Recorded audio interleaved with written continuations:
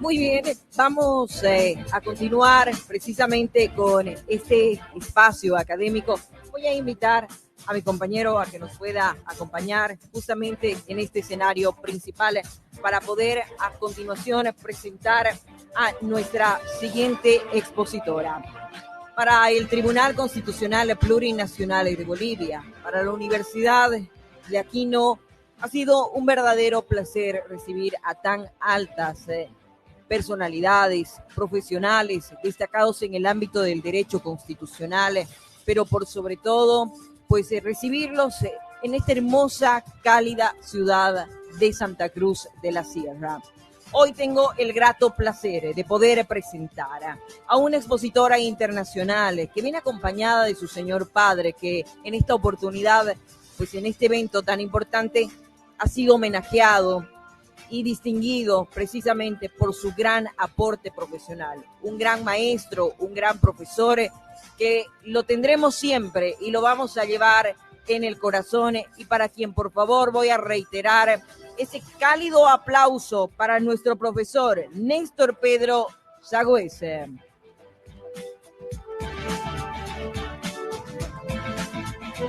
Sabemos que la capacidad y por supuesto para que los hijos podamos continuar con una trayectoria impecable y profesional, precisamente viene de una raíz principal y esa fortaleza son nuestros padres.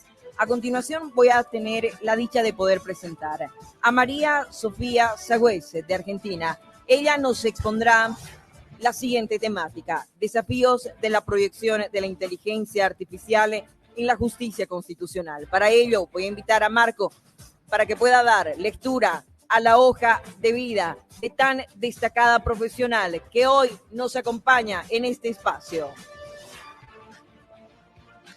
Presentaré entonces a la doctora María Sofía Sagüez de Argentina. Ella es doctora en Derecho por la Universidad Católica Argentina, máster en Derecho con honores por la Universidad de Georgetown de Estados Unidos de América, como becaria de la Fundación Fulbright. Además, es directora de la Diplomatura de Derecho Constitucional Latinoamericano de la Universidad Austral Argentina. Miembro del Grupo de Estudios sobre Justicia Constitucional y Derechos Fundamentales del Programa de Estado de Derecho para Latinoamérica de la Fundación Konrad Adenauer. Se ha desempeñado como profesora invitada, expositora y conferencista en numerosas instituciones, con la Universidad de Bolonia, Italia, Universidad de Fordham, Georgetown y Miami, en Estados Unidos, Universidad San Marcos, donde fue designada profesora distinguida, y Cajamarca, galardonada como profesora extraordinaria. De la Universidad Inca Garcilaso de la Vega, de Perú, la Panamericana de México y Toledo de Castilla de la Mancha, en España, entre otras. Autora de 3 libros y más de un centenar de capítulos en obras colectivas y artículos en publicaciones periódicas. Debo aclarar que hemos tenido que resumir bastante la hoja de vida de la doctora, que así como su padre, que es nuestro doctor honoris causa de la Universidad de Aquino, Bolivia, ella también hecha de la misma madera. Recibimos ahora, por favor, a la doctora María Sofía Sagüez, para que pido un fuerte aplauso. Muchas gracias. Les pido el PowerPoint, si puede. Bueno, muchísimas gracias. No puedo dejar de felicitar en primer término al Tribunal Constitucional, a su presidente, a todos los magistrados y magistradas del Tribunal Constitucional y a la Universidad Aquino de Bolivia por la excelencia de las jornadas en las que nos han invitado a participar, excelencia que se ha demostrado por la calidad de los temas seleccionados, temas en boga, temas de suma actualidad, la representatividad generacional, la representación de género en los expositores, la calidad del equipo de trabajo, Patricia y todo el equipo, que ha sido altamente excelente. Así que felicitaciones, muchísimas gracias. Y además me voy a tomar el atrevimiento de, en un minuto, agradecer, ya fuera del plano académico, en el plano personal, la calidez con la que nos han recibido, la calidez con la que han tratado a mi padre, que ha sido sin duda inolvidable en los últimos años y también en varios años y también en estos días que me han permitido forjar unas páginas de relación padre-hija, compartir este momento, se los agradezco personalmente, todos sabemos que eso es muy valioso y les agradezco especialmente eso.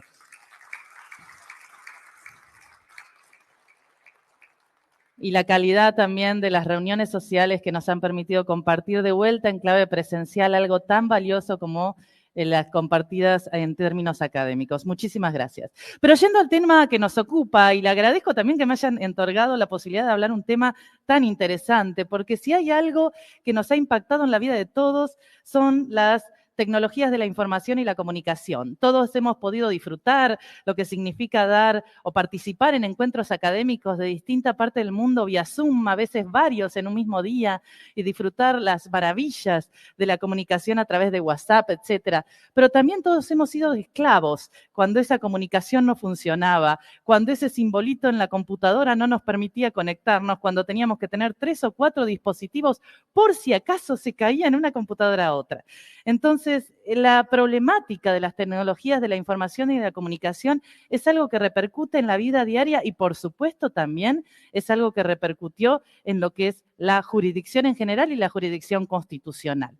Y para ello es imprescindible partir del escenario. El escenario de la justicia digital prepandemia es sumamente distinto al escenario de la justicia digital pospandemia. ¿Por qué? Porque en el escenario prepandemia lo que teníamos era una justicia digital que podríamos calificar de experimentación. Eran procesos experimentales que estaban generalmente reducidos a algunas jurisdicciones territoriales, a algún tipo de proceso o algún tipo de acto procesal. Generalmente eran comunicaciones, notificaciones, oficios o celebración de audiencias, algunos actos procesales aislados. Era entonces una justicia digital en clave delta, o sea, en clave de islas, experiencias aisladas, mosaico de experiencias, pero que no se presentaban como una situación sistémica, como un proceso sistémico y global. Lo que sí tenía como elemento característico es que eran experiencias hechas a medida, que partían de las exigencias de la jurisdicción respectiva y se acoplaban a esas exigencias. ¿Por qué? Porque la pandemia COVID-19 nos enfrentó a un escenario totalmente distinto, donde la justicia debió recurrir, como bien señaló el expositor anterior, a mecanismos que no estaban específicamente preparados para el fenómeno jurisdiccional. Hicimos audiencias vía Zoom, hicimos audiencias vía WhatsApp, lo cual fue fantástico y permitió concretizar actos procesales, pero era una justicia que estaba usando ropa prestada, estaba usando softwares diseñados para otro tipo de actividades que se utilizaban y se adoptaban, pero no plenamente, no era un traje a medida de las exigencias del proceso constitucional. Y además fue una respuesta, como bien señaló el doctor, espasmódica. Fue una respuesta reactiva, valga la tautología. Frente al problema se reaccionó como se podía y de manera espasmódica, no uniforme, no sistemática, no establecida previamente de manera diseñada acorde a la necesidad del conflicto. Fue una respuesta adecuada, necesaria, pero no suficiente.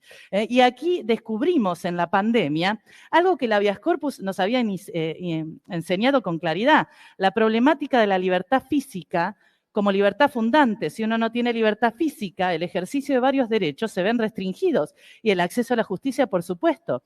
Y eso había implicado en el habeas corpus la necesidad de reducir al máximo el formalismo o eliminarlo. Bueno, la pandemia nos planteó esa realidad con todos los procesos constitucionales. La libertad física estaba restringida en clave genérica y necesitábamos convertir la accesibilidad superadora de la restricción de la libertad física a todos los procesos constitucionales y procesos en general. Entonces, claro que sí, el recurrir a esta ropa prestada, a este WhatsApp, a este Zoom, nos sirvió, por supuesto, pero no es suficiente. Es intentar tapar con el dedo de la mano el sol. Entonces, veamos cuáles serían las condiciones que necesitamos para que esta respuesta no sea espasmódica, no sea insuficiente en términos de acordancia, sino que realmente responda a las naturalezas y a las exigencias convencionales de la jurisdicción constitucional. En definitiva, una justicia digital convencionalizada. Y en ese sentido, lo que sí marcó, y coincido plenamente con el expositor anterior, es que esto es un viaje de ida. Ya no hay vuelta atrás, las tecnologías de la información y la comunicación están presentes. Lo importante es que estén presentes en clave constitucional y convencional. ¿Y cuáles serían las metas, entonces, de esta justicia digital? Por supuesto, en términos de eficacia. Se busca una adecuada distribución de recursos. Se busca la optimización y distribución más eficiente de los recursos en el campo jurisdiccional, el descongestionamiento de los tribunales, también el aumento de la accesibilidad, la mejora en términos de tutela judicial efectiva, de mayor conectividad y también de transparencia. En la posibilidad de la democratización y mayor control público sobre los datos del ejercicio de la jurisdicción constitucional, que no es un tema menor, porque en ese campo la digitalización de la información tiene mucho para contribuir. Bueno, para lograr esas metas tenemos condicionamientos, tenemos presupuestos que debemos cumplir. Algunos son estructurales y otros son jurídicos. Voy a señalar algunos de ellos. En primer lugar, es imposible pretender diseñar una justicia constitucional, una justicia digital que satisfaga los estándares constitucionales y convencionales sin ser conscientes de la brecha digital. La brecha digital está presente, fue diagnosticada en el año 2021 por Naciones Unidas como la diversidad de accesibilidad a la conectividad, ya sea porque hay sectores que no tienen dispositivos para conectarse o porque hay sectores que no tienen acceso a Internet. Esa brecha digital presenta sectores de la sociedad excluidos de la conectividad y entonces una adecuada justicia digital tiene que hacerse cargo de esa brecha digital y superarla. Hay sectores vulnerables que no tienen acceso a computadoras, pero tienen otro tipo de dispositivo, generalmente teléfono inteligente. Entonces, la justicia digital tiene la adaptación de ser leída por teléfonos inteligentes, tiene la posibilidad de ser leído en clave los teléfonos inteligentes. Eso es un elemento determinante y fíjense cómo con un elemento simple se supera una pauta de la brecha digital. Y estoy hablando de la brecha digital objetiva, ¿no? De la falta de conectividad, porque después tenemos una brecha digital subjetiva, que es la falta de competencias digitales. Fíjense que uno de los sectores más vulnerables durante la época de la pandemia fueron los adultos mayores. ¿Por qué? Porque eran un grupo prioritario de contagio. Y los adultos mayores, con todo lo que nos pueden enseñar, no tienen los conocimientos o la alfabetización digital que puede tener un niño de 2, 3 años, como mencionaba el expositor, que confieso que no se enseñan. Porque si yo tengo que arreglar mi iPhone, le pido a mi hija de 11 y probablemente a mi hija de 4 la puedan arreglar mejor. Pero entonces aquí tenemos una brecha subjetiva que también debe hacerse cargo la justicia cuando pretende la digitalización de los procesos constitucionales. Entonces, primer problema, la brecha digital. Y el segundo problema es el problema del software, el sistema, el programa. Necesitamos un programa idóneo. Un programa idóneo en clave convencional, un programa que satisfaga los requisitos que establece la Convención Americana con respecto a cómo deben ser los procesos constitucionales. No cualquier software es un programa idóneo. ¿Por qué? Porque tenemos el peligro de, una vez superado el problema de Su Majestad el Rito, ese tema que tanto nos costó superar, de esa sacralización del proceso que deja de ser instrumental y deja de ser eficiente y que hemos tenido que rebatir, que ha rebatido la Corte Interamericana a través de toda la jurisprudencia respecto de cómo los remedios debían ser idóneos en términos teóricos y en términos fácticos y no debían constituir per se mismos obstáculos y uno no debe abrazar ritualismos que frustren el derecho. Esa sacralización del proceso puede ser reemplazada por la sacralización del sistema.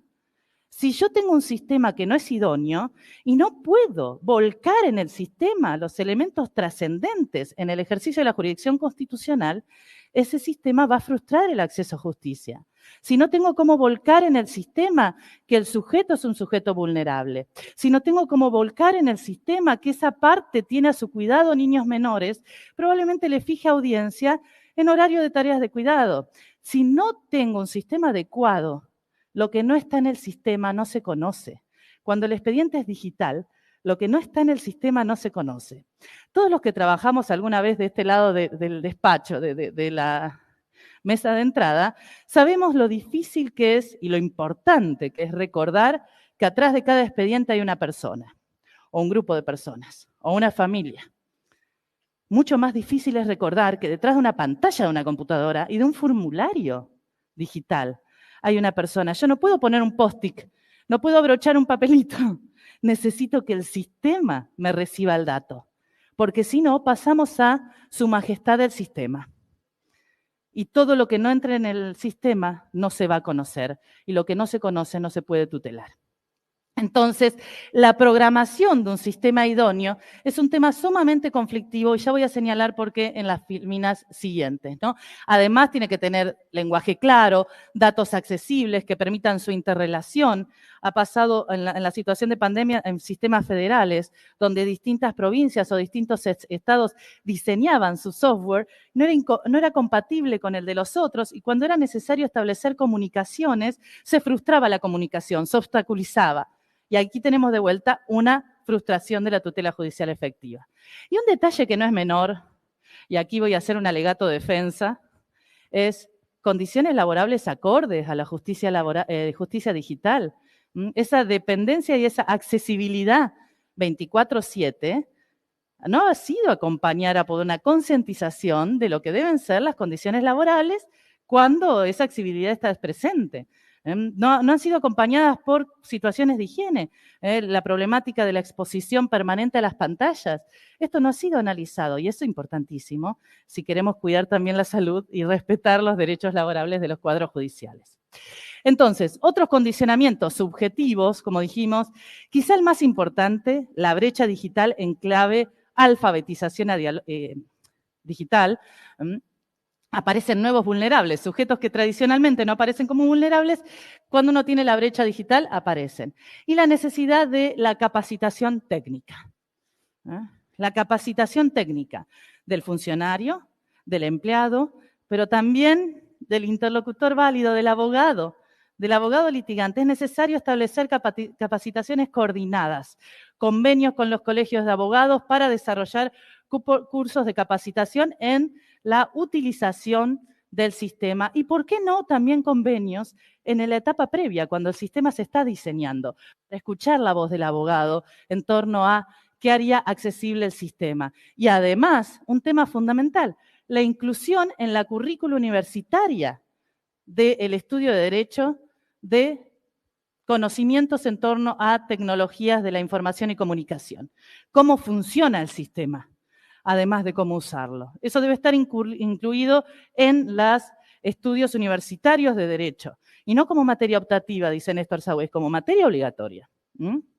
Y finalmente también el otro elemento fundamental, que es un elemento fundamental del acceso a justicia, la difusión de la accesibilidad en la sociedad civil, en la gente. Fíjense que un escenario que se dio muchísimo en tema de tutela de derechos de las mujeres en la pandemia fue que seguían funcionando las oficinas de violencia doméstica, las defensorías de la mujer, pero las personas no sabían que seguían funcionando, no sabían que estaban exceptuadas del aislamiento, entonces la gente no pedía tutela. Es necesario difundir, es necesario formar a la sociedad civil en las posibilidades de accesibilidad en clave justicia digital. Si no, la justicia digital va a ser contraria a los valores constitucionales y convencionales que estamos procurando defender. Y veamos ahora los condicionamientos jurídicos de cómo debe ser la justicia digital convencionalizada, para evitar este peligro que vemos que se nos viene acercando. Su majestad, el sistema. Es un sistema que copa y que se come la efectividad de los procesos subjetivos, de la sacralización del proceso a la sacralización del software. Hemos estado horas viendo, ¿dónde pongo esta situación fáctica? ¿Dónde puedo informar al sistema este elemento estructural circundante a la situación de este caso que es definitorio para que la tutela sea efectiva? ¿Cómo lo ingreso? Obviamente, es necesario que el software recepcione los estándares del artículo 25 de la Convención Americana. Es necesario que los estándares de protección judicial sean recepcionados por el software. Eso implica un punto básico para los procesos constitucionales. El software tiene que ser sencillo y rápido. No puede ser que lleve tanto tiempo aspectos simples como constituir un domicilio electrónico. A veces constituir un domicilio electrónico debe ser personal, pero si necesitamos que el proceso sea simple y rápido. Hemos tenido casos en la Corte Argentina de que adjuntar archivos que se adjuntaban de prueba, que se adjuntaban como documento adjunto, perdón por la tautología, claro, llevaban horas, porque son archivos que eran imágenes, y entonces para subirlos al sistema, el sistema tardaba. Pero estoy hablando de horas que llegaban a ser al día siguiente hábil, lo cual implicó en la problemática del vencimiento de plazo, pero además el proceso constitucional tiene que ser rápido y simple, no puede tardar horas en subirse un archivo que sea una imagen que tienda a evidenciar el derecho convencional que necesitamos tutelar. Y no son temas menores porque son obstáculos concretos al acceso a la justicia. Eso en términos de procesos constitucionales, máximo con los mandatos como el mandato de la Constitución boliviana con respecto al habeas corpus. El programa que esté preparado para eso debe ser absolutamente accesible en términos de no constituir un obstáculo al sistema. Y además es necesario la efectividad del diseño de la inteligencia artificial de los procesos en general, más allá de los procesos subjetivos constitucionales. Recordemos que para la Corte Interamericana solamente es idóneo, solamente satisface los requisitos del artículo 25 de la Convención, el recurso procesal que sea efectivo en términos teóricos y en términos fácticos. La efectividad fáctica reclama que el sistema sea también efectivo, que el programa sea efectivo.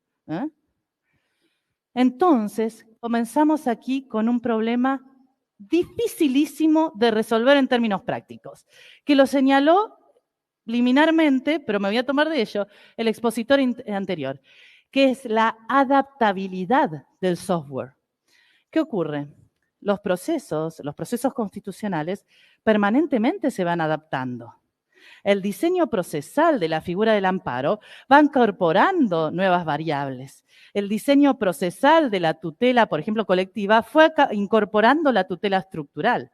Es decir, el proceso debe responder al principio procesal de instrumentalidad y al principio de adaptabilidad. Pero los sistemas informáticos no son adaptables, son estáticos. Lo que se puede cargar es lo que el programador le dijo que se puede cargar. Entonces, ¿cómo volvemos adaptable a algo estático? Es necesario prever mecanismos que le permitan dotar de adaptabilidad. Y eso es un problema muy grave porque requiere algo que puede parecer muy simple, pero es sumamente difícil, que es comunicación entre los cuadros jurídicos y los cuadros de diseño informático. Y finalmente, un punto que no es menor y que es sumamente trascendente, que es ser consciente que la inteligencia artificial discrimina. No porque la inteligencia artificial sea mala, sino porque la inteligencia artificial es un producto cultural de una sociedad que replica estereotipos culturales discriminatorios. Y eso debe ser previsto.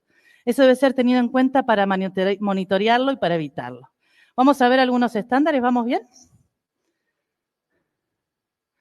Fíjense, es necesario concientizar que la instrumentalidad de las formas es un mandato convencional. Aquello que señaló en la exposición del día de ayer Néstor Sagüés, volver a la idea nuclear de que el derecho procesal constitucional es instrumental y por lo tanto el software que sostenga al derecho procesal constitucional tiene que ser instrumental. Pero cuidado, ¿Instrumental a qué? Instrumental a la naturaleza del derecho cuya protección se requiere, por supuesto, pero recordemos que hoy en día eso no es solamente suficiente. Necesitamos que el proceso sea instrumental, sea una herramienta idónea de tutela según los sujetos involucrados. El proceso tiene que tener instrumentalidad subjetiva, no solamente objetiva.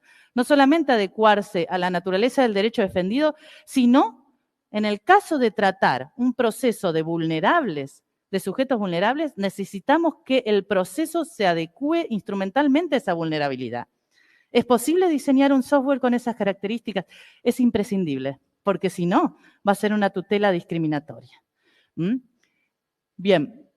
Y el segundo punto para tener cuenta en esto es que ese mandato del principio de instrumentalidad de las formas, objetivo y subjetivo, no es solamente un mandato al legislador, es también un mandato al juez constitucional. Él debe instrumentar el proceso constitucional en clave justamente de auxiliar del derecho y los sujetos cuya tutela se pretende. Entonces, el juez tiene que tener las posibilidades de adaptar el software a el carácter instrumental del proceso constitucional. ¿Bien? Y del principio procesal de instrumentalidad se desprende el sistema de adaptabilidad de las formas. Sabemos que en materia procesal hay 3 variables en torno a la exigencia de la formalidad. El principio del formalismo, el principio de la adaptabilidad de las formas y el principio de libertad de las formas. La Corte Interamericana ha exigido el principio de adaptabilidad de las formas. ¿Esto qué significa? El juez y las partes tienen que tener un grado de libertad para modular el proceso de acuerdo a las circunstancias del caso. Eso que, por ejemplo, en litigio estructural, litigio de sectores vulnerables, litigio tuitivo, se lo considera como un case management, un manejo del caso por el juez, casi con rasgos de gestión, le requiere al órgano jurisdiccional un grado de maniabilidad, un grado de posibilidad de volver instrumental el diseño procesal a la situación fáctica de tutela. Ahora lo que necesitamos es que el sistema permita esa adaptabilidad, permita que el juez pueda modular los plazos, pueda modular las formas de acuerdo a las exigencias de tutela e incluso pueda recepcionar a intentos de las partes de ejercer esta adaptabilidad en la medida en que eso sea compatible con las naturalezas del caso. Las partes no van a poder disponer de algunos aspectos procesales determinados según la naturaleza del conflicto, ¿no? Pero entonces, traducir la instrumentalidad y traducir la adaptabilidad de las formas en un software que sea flexible es un gran desafío. Y finalmente, el otro punto es desarrollar una justicia digital que no replique estereotipos discriminatorios, que la justicia digital no contenga en sí mismo un sesgo discriminatorio. Y esto es un gran desafío porque hemos visto que ha sido el talón de Aquiles en la inteligencia artificial. Sabemos ya que en el sistema interamericano está presente la noción de discriminación estructural. No nos satisface solamente el requisito de igualdad formal, no nos satisface solamente el requisito de igualdad sustancial, sino que tenemos nuevos conceptos de igualdad, como la discriminación indirecta, la discriminación fáctica, aquellas normas aparentemente neutrales, pero que cuando se traducen en prácticas generan un impacto desproporcionado en un sector determinado, discriminación indirecta. O la noción de discriminación multiseccional o discriminación interseccional, cuando confluyen en un caso múltiples variables de discriminación, como podría ser sexo, edad, situación socioeconómica, origen nacional, pertenencia a una comunidad originaria, que hacen que esa persona se encuentre en una situación de discriminación que tiene una naturaleza particular y que requiere un enfoque diferencial, dice Eduardo Ferrer MacGregor. Estoy hablando desde la opinión consultiva sobre derechos de los migrantes en el año 2003 hasta campo algodonero, trabajadores de la Hacienda Brasil Verde, trabajadores de fuegos artificiales, de la fábrica de fuegos artificiales contra Brasil, donde la Corte Interamericana finalmente dice: Allí donde hay discriminación estructural, hay afectación al artículo 24, hay violación de la igualdad.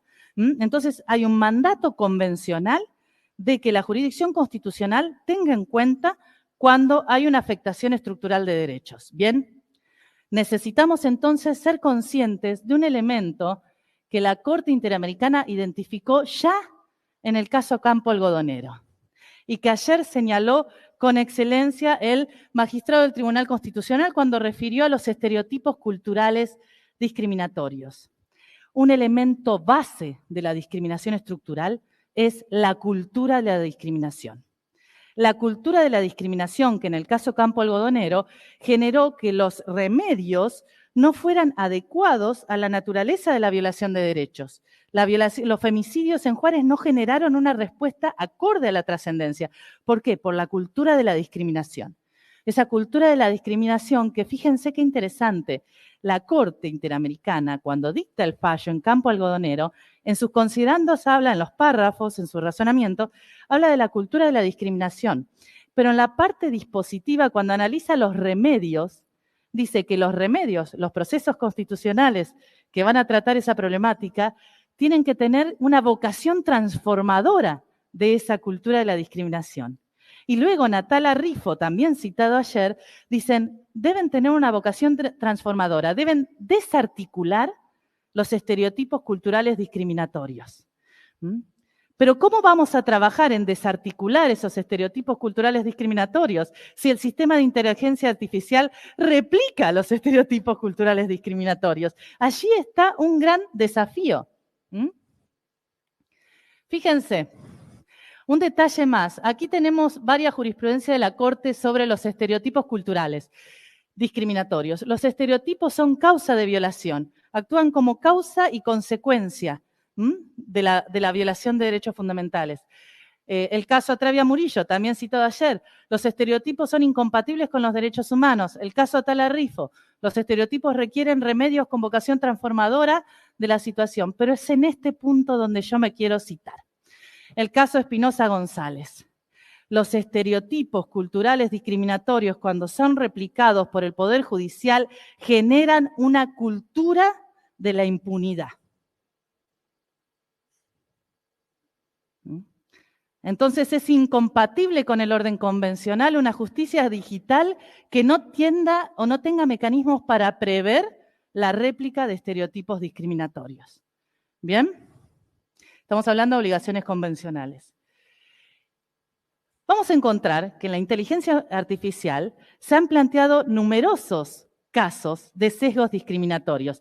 Yo les voy a traer algunos ejemplos en general, porque seguramente ustedes los han vivido y los han visto en el ejercicio de su uso de la tecnología artificial.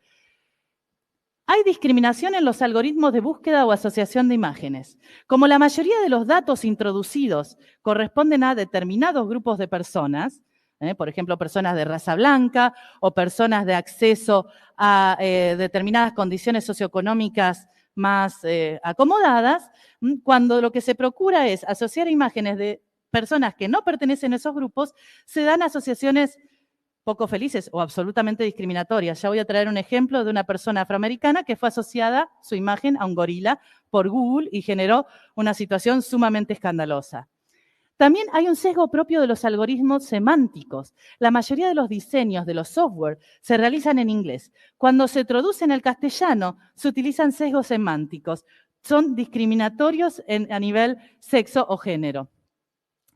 También hay usos intencionalmente discriminatorios en materia de propaganda. ¿No vieron ustedes que algún día dicen Harvard cerca del teléfono y automáticamente le empiezan a aparecer propagandas de la Universidad de Harvard? ¿Por qué? Porque la propaganda se utiliza para acomodar a los gustos del sujeto, pero entonces lo que produce es que a determinados sectores sociales les lleguen determinadas propagandas, mientras que a otros no.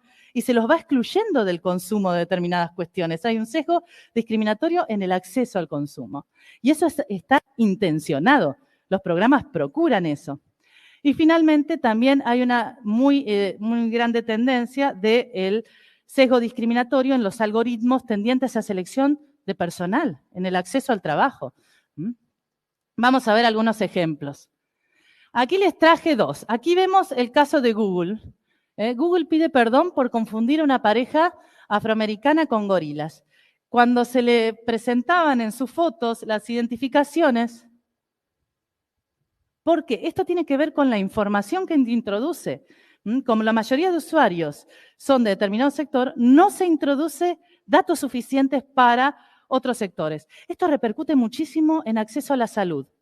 La mayoría de los accesos a elementos de diagnóstico de alta tecnología corresponden a sectores con mayor disponibilidad económica.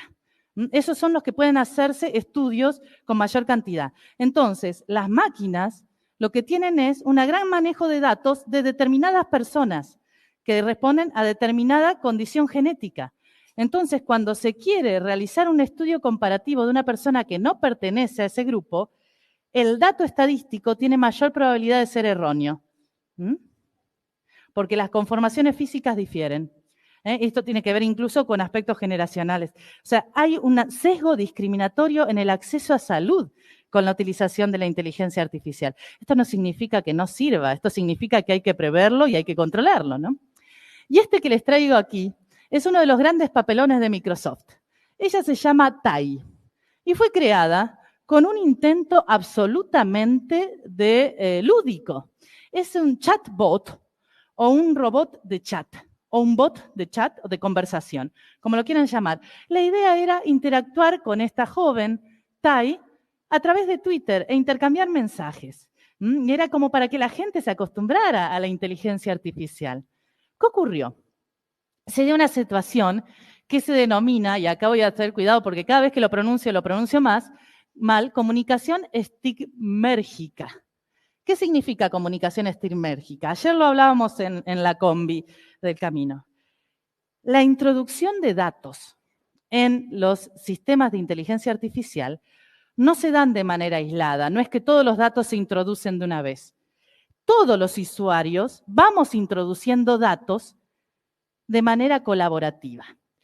La estructura que se da es similar a cuando un conjunto de hormigas justamente, construye un hormiguero y va dejando rastros de feromonas para que las otras hormigas sepan dónde tienen que ir. De la misma manera que en Wikipedia alguien sube una referencia elogiosa a su profesor y otro sube otra referencia elogiosa a su profesor y otro después sube una referencia no tan elogiosa a su profesor y empieza a darse una catarata de referencias. Se me ríen algunos, no estoy queriendo dar ideas, por favor, porque eso es muy dañino.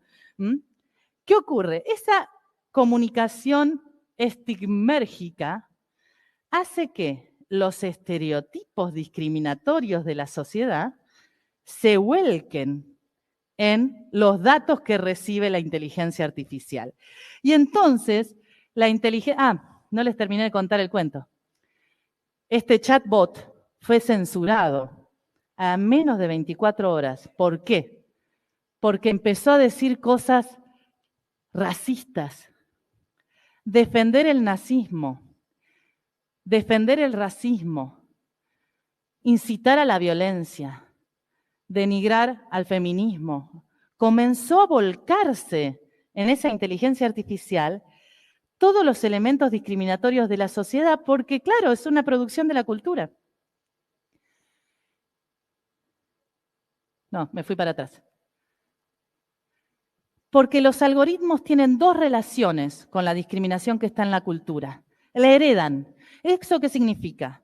La mayoría de los programadores responden a un determinado sector social. No tienen formación en derechos humanos. Y generalmente son varones de determinada situación social. Entonces, no tienen un diseño sensible a la discriminación estructural. No tienen formación en derechos humanos tampoco. No tienen una prevención en torno a los sesgos discriminatorios de la inteligencia artificial. Por eso decimos, hay una brecha en el desarrollo de los sistemas, una falta de formación en derechos humanos. Y las mismas series históricas discriminatorias que están en la sociedad se terminan volcando en el diseño de los algoritmos. Pero además hay un detalle que tiene que ver con el modelo. La inteligencia artificial multiplica exponencialmente la discriminación. Se genera una espiral de discriminación. Cada usuario le aporta a esa inteligencia artificial su sesgo discriminatorio. Y si se suma el anonimato, no tiene control. Y por eso encontramos experiencias como lo que pasó con el chatbot Tai. Llega a sostener situaciones de discriminación que obviamente generaron la reacción. El robot hoy en día se dice que es uno de los presos más importantes de la inteligencia artificial porque nunca más apareció. Sigue presente, el sistema no se borró, pero está escondido en las habitaciones más oscuras de Microsoft. Entonces, ¿qué hacemos frente a estas situaciones de la inteligencia artificial? ¿Cómo encontrar una respuesta? Bueno, hay evidentemente una tensión. La deshumanización por las tecnologías de la información y comunicación y la posibilidad de multiplicación de sesgos discriminatorios. Los usuarios, las personas, son productores de datos que se utilizan en cuanto son útiles los datos, se deshumaniza el sistema. Pero IBM incluso ha sostenido, esto no va a ser funcional en el tiempo. La inteligencia artificial necesita encontrar una respuesta. Y fíjense, solamente la inteligencia artificial que esté libre de sesgos va a sobrevivir. La inteligencia artificial necesita encontrar respuestas superadoras. ¿Cuáles podrían ser? Oh, sigo marcha atrás, ahí está. ¿Cuáles podrían ser las soluciones? Cualquier solución que se toma debe ponderar la tensión entre dos elementos. Necesitamos datos para que la inteligencia artificial sea eficiente, pero necesitamos controlar esos datos para que no sea discriminatoria. Entonces, esa tensión está presente. Por eso es necesario encontrar una respuesta en clave razonabilidad, ¿no? ¿Y cuáles serían las propuestas superadoras que les voy a dejar? No me mostraron el cartel, pero calculo que debo estar cerca del tiempo. En primer lugar, comprender que acá estamos en un marco convencionalmente condicionado. Porque esto fue tratado muchísimo a nivel principios de ética, pero ya no estamos solamente en el campo de los principios de ética.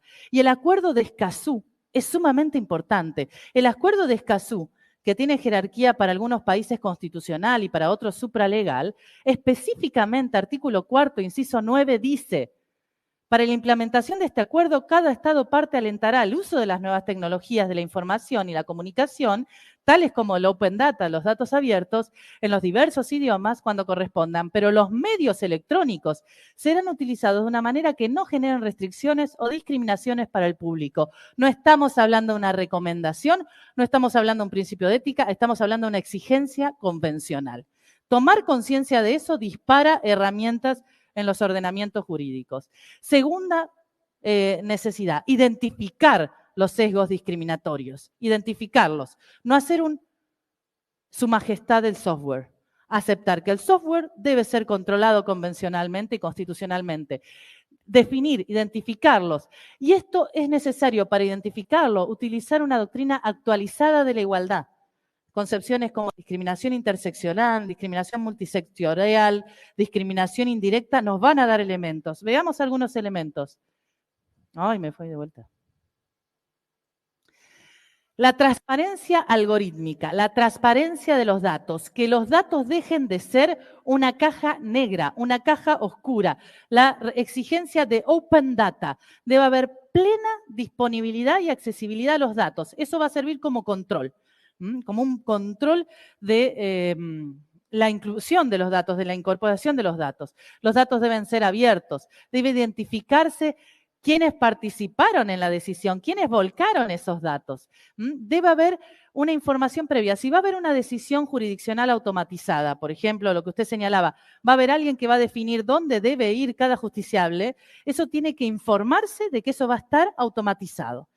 Concientizarse al usuario de las características de eso.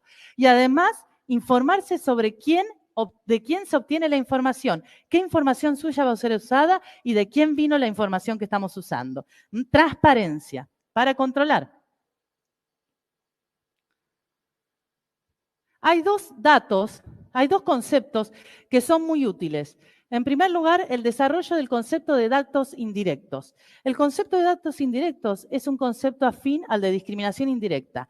Hay datos que pueden parecer inocentes, pero que su utilización articulada permite generar discriminación. Ese es el concepto de dato o proxy indirecto y es muy útil para generar mecanismos de monitoreo.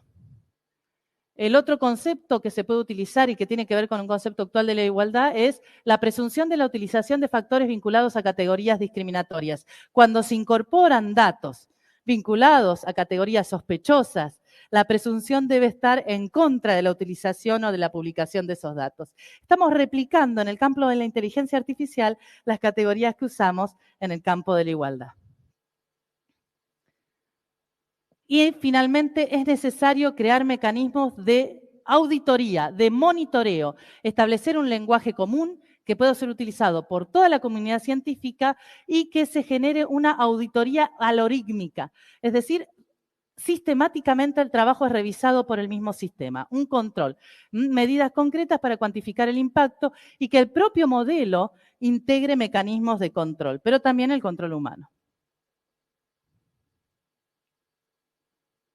Bueno, finalmente, lo que venimos a decir es que la inteligencia artificial, las tecnologías de la información y la comunicación están presentes y hoy en día no podemos dejar de reconocer su conveniencia y sus aportes en términos de tutela judicial efectiva y de garantización de un funcionamiento adecuado y convencional de los tribunales constitucionales y de la justicia constitucional. Sin embargo, eso exige necesariamente partir de condicionamientos estructurales y condicionamientos jurídicos para evitar caer en un diseño de la inteligencia artificial, especialmente de los programas de la inteligencia artificial, que constituyan en definitiva obstáculos o constituyan en definitiva elementos de discriminación. El desafío está en presente, las herramientas también están presentes y esto exige una visión interdisciplinaria fundamental en el ejercicio de la jurisdicción constitucional y un diálogo entre programadores y expertos en justicia constitucional en miras al desarrollo de una justicia digital convencionalizada y no discriminatoria. Muchísimas gracias.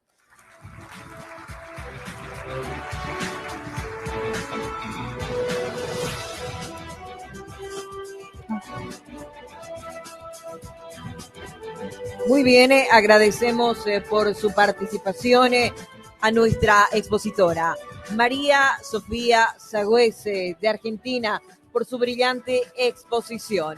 Voy a invitar de esta manera a nuestra expositora a tomar su ubicación respectiva y al magistrado Petronilo Flores Condori, por favor, para realizar la entrega respectiva y el reconocimiento a tan destacada profesional en el ámbito de la justicia constitucional. Y hoy nos honró con su presencia María Sofía Sagüez.